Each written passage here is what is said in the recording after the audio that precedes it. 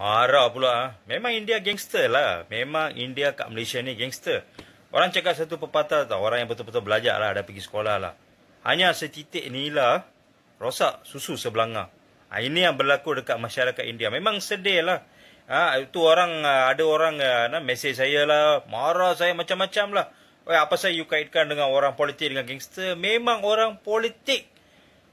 Politik yang 60-65 tahun kononnya nak tolong masyarakat India, mereka yang masih lagi wujudkan diselundingi oleh gangster. Tak salah kalau tembak mati, kalau dia mati ke, tak salah. Kalau lepas mati tu orang cakap, oh ini orang ni Robin Hood lah, kepala otak kau lah Robin Hood. Korang tahu ke tu gangster tu, berapa orang dia samun, berapa orang dia ragut, berapa orang dia bunuh. Lepas tu dia cakap dia ni MGR lah, Gandhi. Cik, poda. Ni, saya nak cakap lah, bukan saja rumah sewa saja orang India tak dapat. You tolonglah book kereta Grab ke, taksi ke dekat kawasan, especially dekat Kelang ke, Puchong ke, Sentul ke, Jinjang ke, banyak tempat lagi lah. Kawasan-kawasan India ni. Kalau dia nampak saja kebanyakan, tepuk dada tanya selera.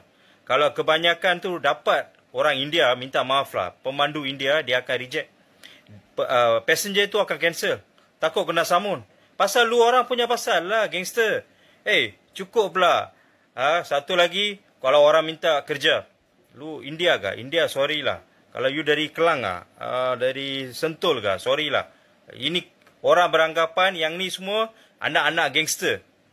Sebab orang yang betul-betul masyarakat India nak maju pasal lu orang punya orang punya kerja take ni, kerja samun orang hari-hari, pasal lu orang punya pasal lah.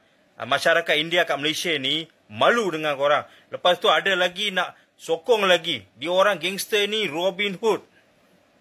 Nak pergi jawatan kerajaan, kalau nampak orang India saja, kalau tengok alamat, oh ini gangster ni. Susah nak dapat. Tu saya bagi tahu saya, masyarakat India kat sini memang gangster.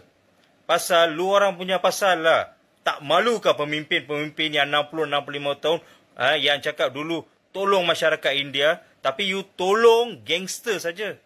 Harap-harap pihak berkuasa PDRM buat lebih banyak operasi bantras lah. Bantras gangsterism, kongsi gelap, especially tempat-tempat yang panas macam Kelang dekat Sentosa tu. Cukuplah. Daripada korang mesej kat saya, korang berani